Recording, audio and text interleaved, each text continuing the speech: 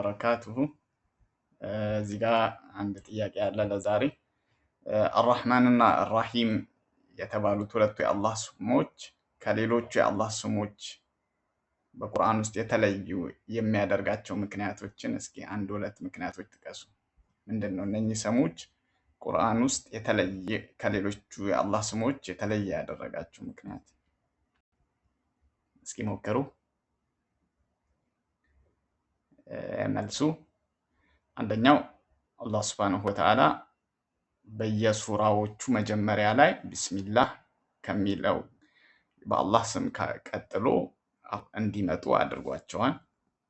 ይሄ ከሌሎቹ ስሞች በሙሉ የተለየ ያደርጋቸዋል። አርራህማን እና አርራሂም እያንዳንዱ ሱራ መጀመሪያ ላይ ይገኛሉ፣ ከአንዲት ሱራ ከሱረቱል ተውባ ውጪ ማለት ነው።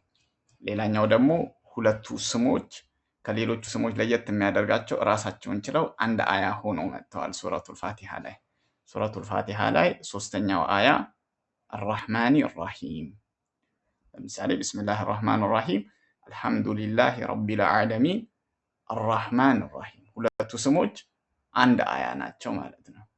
በዚህ መልኩ ማለት ነው ሁለት ስሞች ጥንድ ሆነው አንድ አያ ሆነው የመጡ ሌሎች የአላህ ስሞች የሉም ቁርአን ውስጥ ማለት ነው። ስለዚህ ይሄ የተለየ የሚያደርጋቸው ነው። አንደኛው በየሱራ መጀመሪያ ላይ መገኘታቸው፣ ሁለተኛ ደግሞ ራሳቸውን ችለው አንድ አያ ሆነው ቁርአን ውስጥ በመጠቀሳቸው።